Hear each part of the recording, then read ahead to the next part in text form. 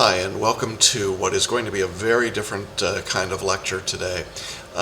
This is a lecture that I've titled A Message for Me, because this one is really all about you.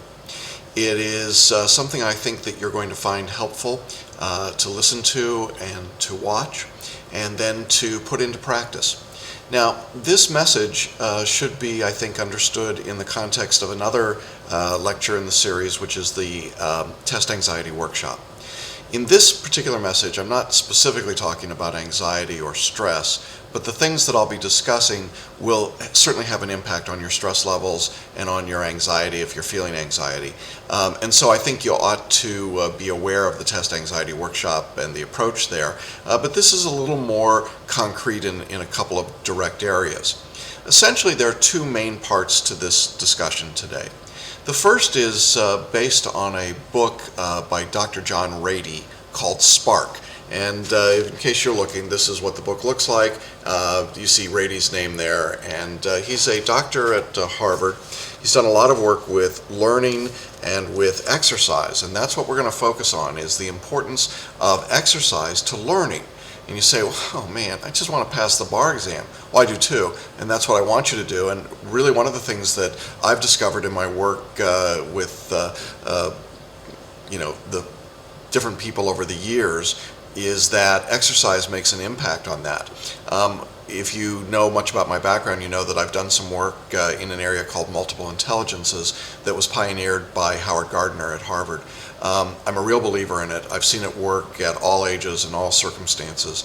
And this work by John Rady really takes Gardner's multiple intelligences and it puts some scientific background in it. And so I'm going to begin by talking and really reading long passages to you from Rady's book. I strongly suggest you purchase the book for yourself. It's well worth it. You don't need to read the whole thing, but there are parts of it that I think you're going to find absolutely fascinating. What we're going to talk about first will be this concept of why you need to exercise. There is a very practical reason behind it and how it affects your learning. Then the second half of this lecture is going to take a very different tack. In the second half of the lecture, I'm going to be using another text. You might have heard the book called The Secret. Well, this is the sort of the follow-up to it. If there's such a thing as The Secret, this book appropriately is called The Answer. And it is by John Assaraf and Murray Smith. And it's not new age feel-good stuff. It's really neural reconditioning. So you can imagine how that appeals to me.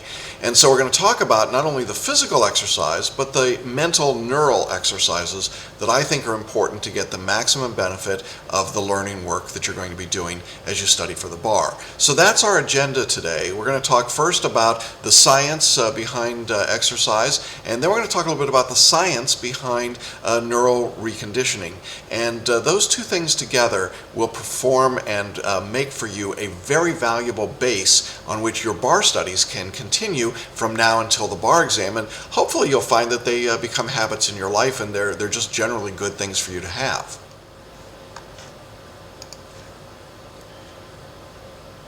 So let's begin by talking a little bit about how this physical exercise and learning link really came into play. The basic background was that a study was done in Naperville, Illinois, in the school district there. And the school district decided to institute a program of physical exercise called 0 Hour. First thing in the morning, all these kids are out doing aerobic exercises as well as some coordination things like dancing and rock climbing and so on. Well, if you know anything about Naperville, it's a very high-income, high-demographic area. You would expect the students there to do quite well, and they do. There's a particular test that's given worldwide. It's called TIMSS, and it has something to do with math and science. Thomas Friedman talked about it in The Earth is Flat, and he said this test is a pretty good indicator of how American students fail miserably when compared to other students around the world. And that's generally true, with one incredibly weird exception, which is Naperville School District. They actually are the top performing students in school district in the world on this test. Well, you might think to yourself, well, wait a minute, you know, they're high income, the demographics are all in their favor, they should do well in these tests, and they should. Except that there were lots of other high-income, similarly situated demographic groups around the United States that took the same tests and did very poorly. The only real distinction that could be found was that Naperville had this physical education program. Well, that's the quick background as to what caused Rady to go ahead and put his findings in a more publicly accessible document than the medical journals he'd been writing about. And that's why I think Spark is such a great book. It is eminently readable. Now, I'm going to focus in large part in this discussion on just one chapter from his book, which is the chapter on learning, because it's got some of the science in a way that I think most of us could feel pretty good about. So I hope you'll pardon me as I read some of this. I'm not going to claim to be a scientist, but it sure makes sense to me. In effect, what Rady says here is that we now know through the scientific work we're doing, the research and studies, that the brain itself is actually flexible. It's actually plastic, and the term is plasticity. There was a long time in which we thought that the brain was hardwired by a certain age, and then once you'd sort of hardwired that in, it wasn't going to change much. But we now have real reason to believe that that's not so. That in fact your brain can be molded by input and by exercise in the same way that your muscles can be molded by lifting weights. The brain, according to Rady and others, can constantly and is constantly being rewired. Now, in order to understand this idea of rewiring, you need to know a little bit about the chemical reactions in the brain. Essentially what happens is that there are junctions between cell branches that help us understand and learn and function. We call each of these connections or junctions synapses. What Rady says is the place where the rubber meets the road. Now, synapse isn't actually a connection. It's more like an electrical spark that jumps from one neuron to the other neuron. It's important that these synaptic responses are wired together. When they wire together, they get stronger, and the more they fire together, the stronger they get. That's the basic idea. Now, how that synaptic response occurs is controlled in large part by two chemicals in the brain that are called neurotransmitters. One of them is called glutamate. You may have heard of it. It stirs up the activity. It starts what's called a cascade of synaptic responses. And then something called GABA, G-A-B-A, which is a shortening of a word that I can't even begin to pronounce, that acts as sort of a dampening process. So one accelerates, the other dampens. Now, glutamate does most of the work, and it's the important part of all of this. But there are three other chemicals in the brain that act as regulators. They signal to the brain how much of the glutamate to make and how to make it work. And you've probably heard of at least a couple of them. One of those is called serotonin. Another is called norepinephrine or noradrenaline. You may have heard of it by that name. And the third is dopamine. Now, these neurons essentially these chemicals make the neurons more efficient.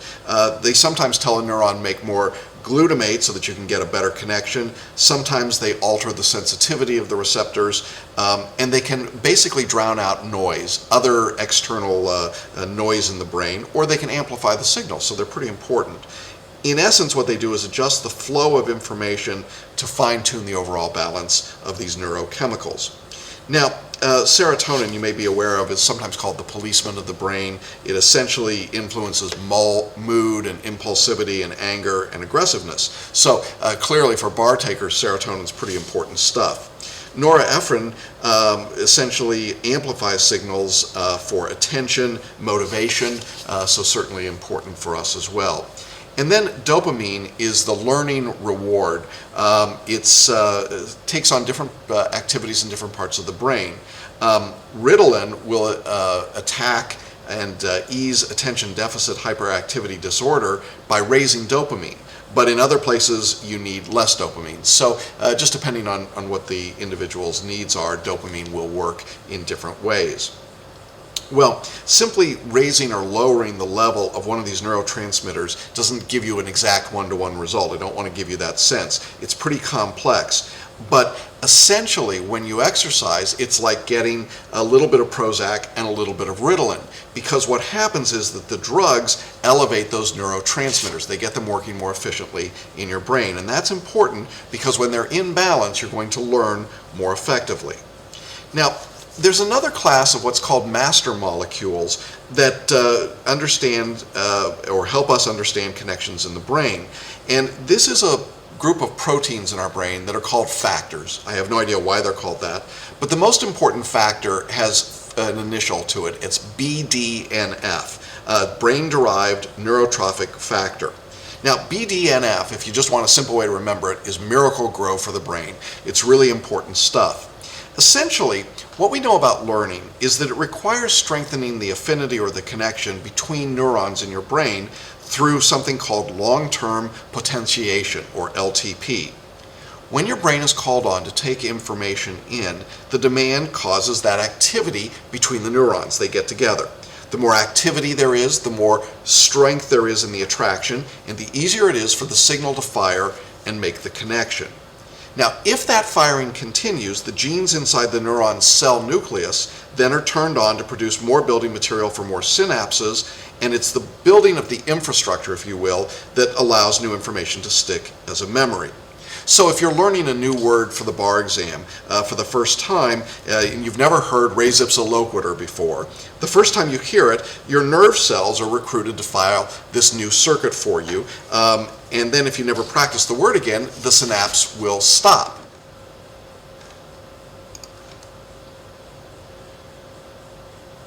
So the goal then is constant repetition. It's practice, because what we find out, and Eric Kandel, who won the 2000 Nobel Prize, discovered that repeated activation or repeated practice causes the synapses themselves to swell and to make stronger connections.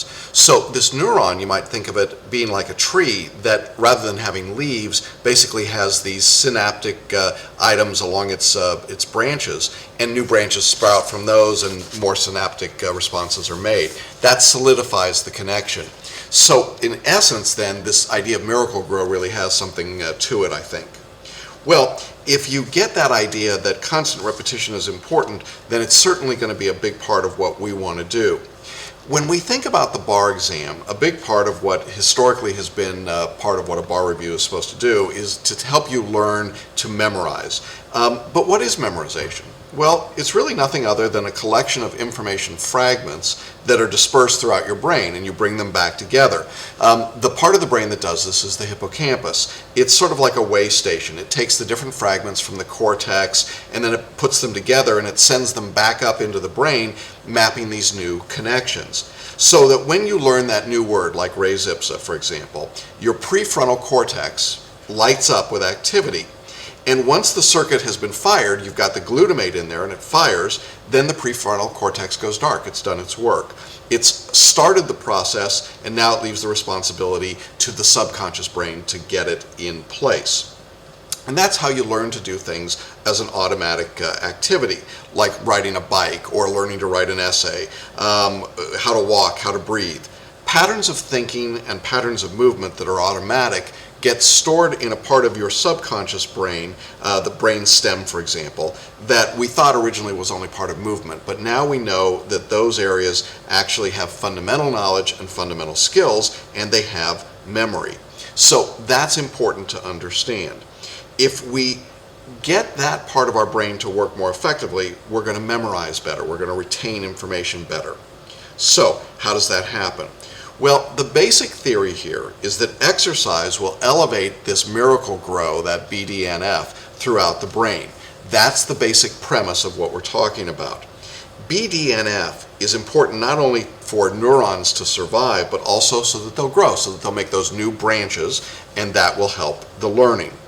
Now, one of the things that recent studies have discovered is that a prominent feature of exercise is that it improves not just the learning, but the rate of learning.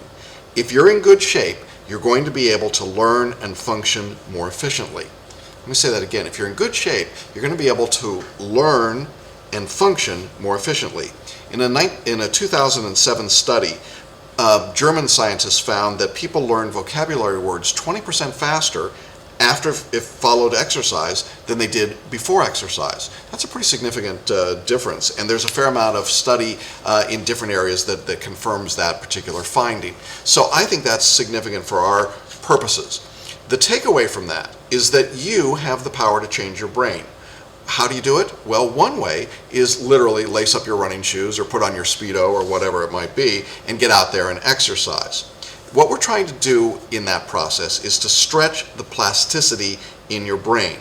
In other words, the kids in Naperville, in their gym class, were given the right tools, they were exercised enough, they had the miracle grow in their brain, then they went into their classroom and they got the stimulation, because they're in a good school, to help these newly developed cells have something to plug into. In other words, the neurons were given a mission. Now, what's the mission for your neurons? Well, for a period of time now, leading up to the bar exam, your neurons are going to be faced with a whole lot of new material. Some of which you've learned, some of which maybe you've heard, but repackaged and put together. Your neurons are going to be very busy between now and the bar exam. So they've got a mission. The key is we've got to feed them. We've got to give them enough strength to do their work. That BDNF has got to be developed in your brain. Here's what we think we know about exercise now and learning. It actually improves learning on 3 distinct levels. First, it'll optimize what's called your mindset so that you'll improve your alertness, your attention, and your motivation. That's really good. Those are 3 things that I think you've got to have to be successful in the bar. You've got to be alert, you've got to pay attention, and you've got to be motivated. The second thing that exercise does is it'll prepare and it'll encourage nerve cells to bind to one another. And that's the cellular basis for logging new information. You're going to create a whole group of new synaptic responses as you learn this new information. And the third thing is that it spurs the development of new nerve cells in the hippocampus. In other words, it improves your memory. So that's pretty important stuff.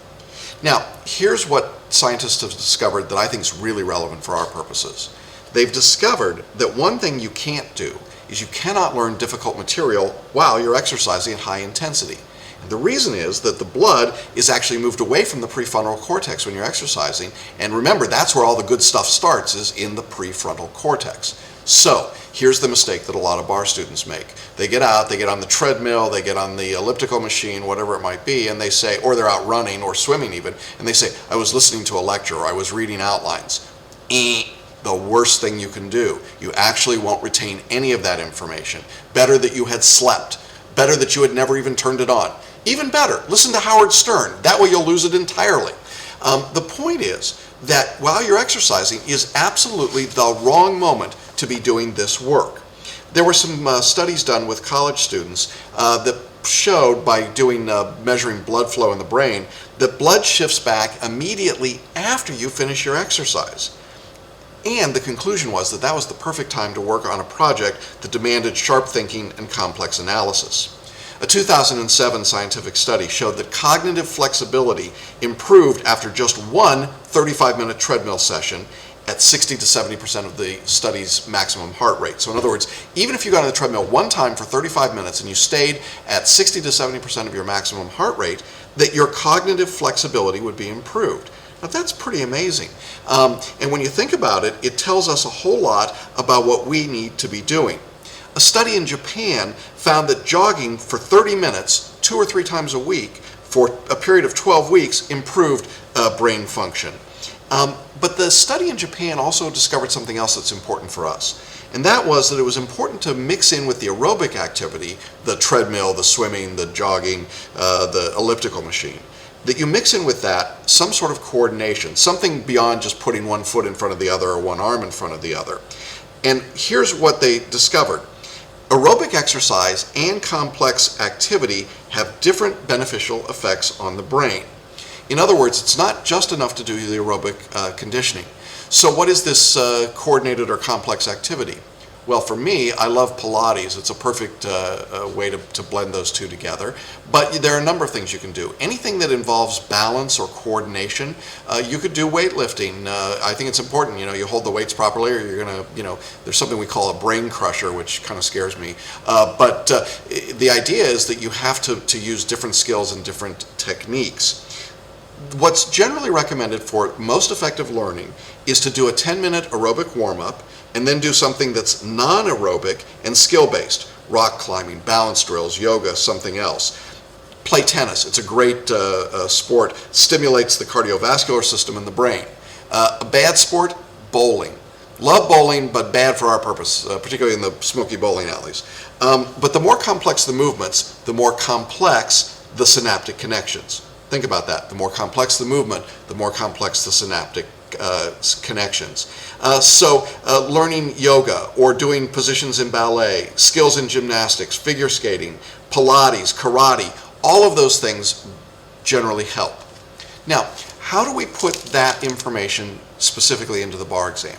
Well, here's what I want you to do. For For the next 30 days, I'd like you to commit to a regular program of exercise. And by regular, I don't mean 7 days a week, but I do mean probably 3 to 5 days a week. Now, how long should that exercise be? Well, the studies say 30 minutes is sufficient. So if you can do more, great, but 30 minutes is really all we need.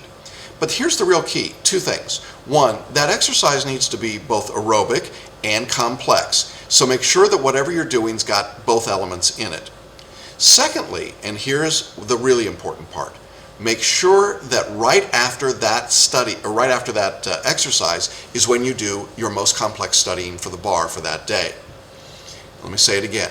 You want to study you want to exercise 3 to 5 times a week. After each of those exercise sessions, as close in time as you can, is when you want to do your studying. We have found this to be the most effective way for people to learn the material. If there's a subject that's giving you a lot of trouble, property for example, great, go into the gym, go take a walk, run, swim, whatever, do some exercise, do some complex work, get on a balance beam, work on Pilates or yoga, and there are lots of ways you can do all of those things. But then, as soon as possible after that, sit down, read the lecture, read the outline, listen to the lecture, do the practice questions, whatever it might be. You're going to find that you've got better attention, you've got better focus, you've got better memory retention when you do that. I've worked with students on this. I've seen it happen. I've seen it happen from high school students. I've seen it happen with law students. I've experienced it in my own life. It is an absolute reality. It will happen. Now, why don't I ask you to do it all the way through the bar exam? Well, I know that that's a big commitment to make. All I want to do now is get you 30 days in. If you can create the habit in 30 days, you'll probably stay with it all the way through the exam, truthfully. But I just want you to try it for 30 days. And if after 30 days it isn't working for you, then you're free to walk away from it. But I will tell you that I have seen it work extremely well, and there's a ton of scientific evidence now that suggests that this is real and it's not just fake science or pseudo gimmickry stuff. It's real good stuff. Now, I know that there are lots of objections you could make to doing this. Your schedule doesn't permit it. You don't know how to exercise. You don't have access to equipment. You don't have the funds for a trainer or whatever it might be. At the end of the day, those are probably just excuses, and you're going to have to deal with and resolve those. I could go through in great detail. In fact, I recorded this lecture once through, and I put in all kinds of detail about how to deal with all of those objections. And then I thought, what, am I kidding myself? Do you want to pass the bar or not? If you want to pass the bar, this is a big step towards doing it. Just, pony up, cowboy up, man up, girl up, do whatever you got to do, and get out there and exercise. It's really pretty simple. I'm not a big fan of exercise. I don't love it. I'm not a gym rat, but I go every day now. It's built in. It's a habit for me, and I want it to be a habit for you. I think if you'll make it a habit, you're going to be surprised at how effective it is. Along the way, you'll feel better. You'll probably look better. You might lose some weight. Maybe people will start going, what's changed about you? There's some real beneficial aspects to all of this. But for our purposes, our narrow little world of studying for the bar and passing the bar, I think this is really critical stuff. Now, if you're one of those people that says, I study at night. Okay, great. Exercise at night. If you study at lunch, exercise at lunch. In other words, put the exercise right in front of the study. Now, does that mean you can't ever study if you don't exercise before? Of course not. It just means 3 to 5 times a week, put your exercise in front of your study. And really push us on this. Put your toughest study right after that exercise and see how you do. I think it'll make a huge difference. Well, that's the first part of this lecture, this message for me. The first thing you're going to do for yourself is you're going to exercise 3 to 5 times a week for at least 30 minutes a day, followed by your study time. The second part of what you're going to do is really more about feeding your subconscious brain as well as your conscious brain, and we're going to look at that when we come back in just a moment to talk about a book called The Answer. Neural reconditioning. Or neural conditioning if you haven't been reconditioned, I guess. And this material comes from a variety of different sources, but most notably, if you are familiar with the phenomenon of the book and the DVD and movie and TV show and articles called The Secret, you probably heard about something called the law of attraction, which sounds vaguely New Age-ish. Just ask for something and it'll come to you. And I think that's simplified. But there's some great truth and great wisdom there. I don't really think it's a secret at all. I think really for as long as people have been writing about the human condition, there has been a recognition that the human brain, the human mind, is an incredibly powerful tool that can be, if not necessarily programmed, although I think today we recognize that it can be, but it can be directed in certain ways. I mean, I go back to, even in Proverbs in the Bible, we're told that as a man thinketh, so does he move or act.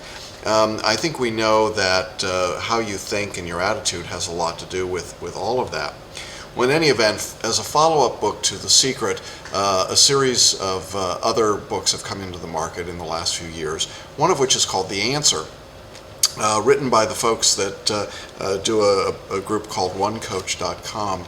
And part of their approach is towards businesses, but they write some interesting material about neural conditioning and neural reconditioning. And I found that material is pretty helpful in terms of getting a context for why it's important to do affirmations, why it's important to have positive self-talk, and so on. Now, again, without boring you with all the details, and you're welcome to read that book, The Answer.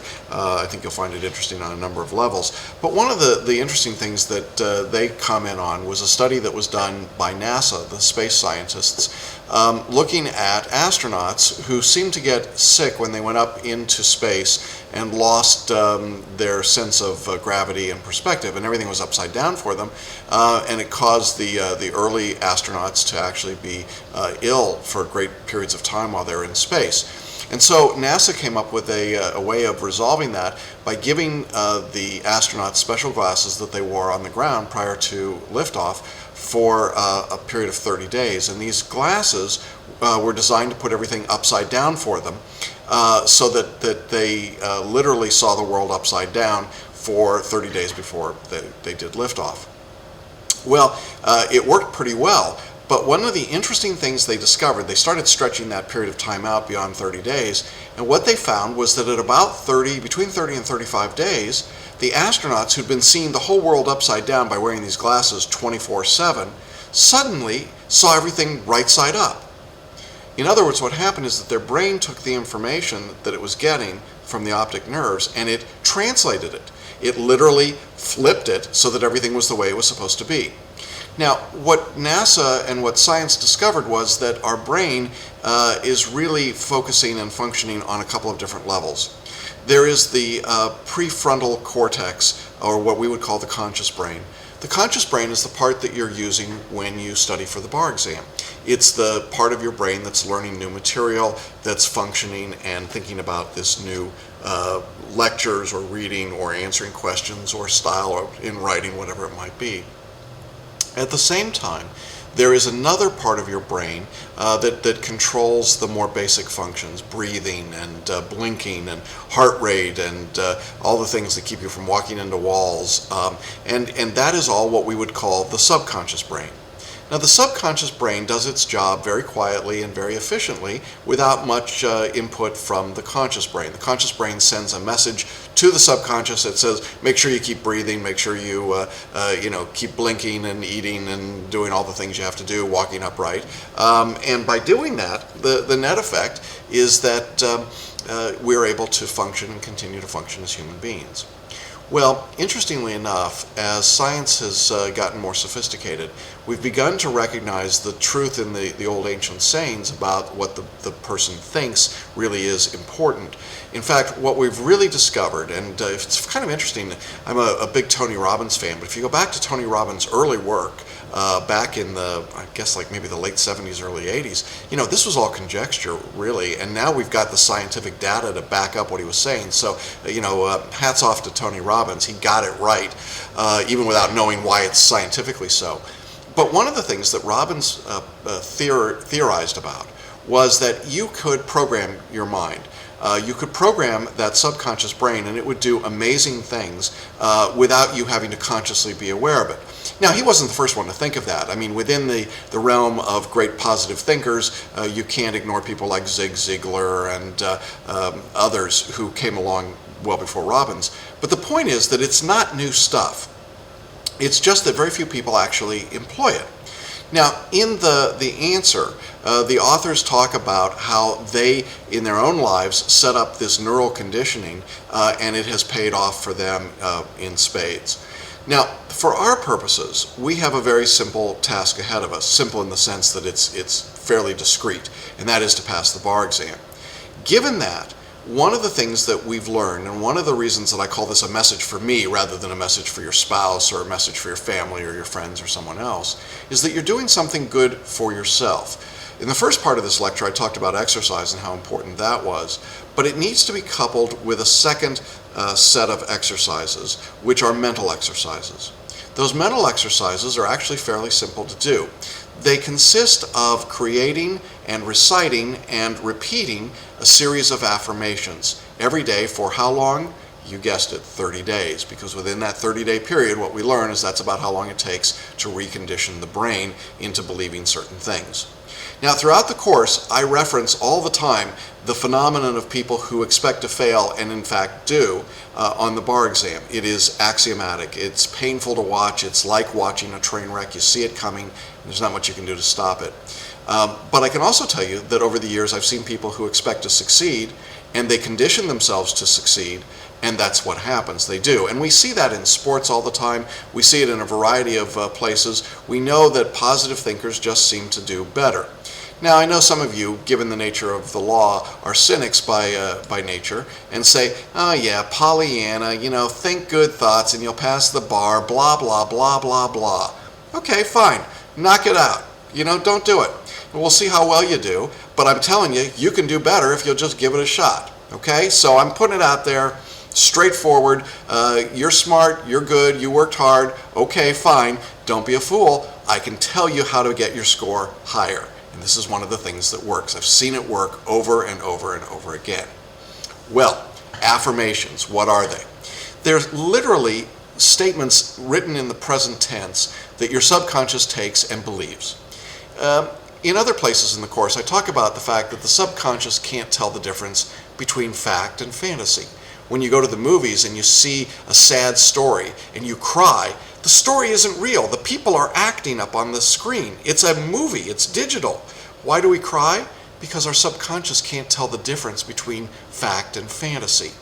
Well, in the same way, when we give our subconscious commands that assume certain facts to be, or certain situations, the subconscious takes them as real.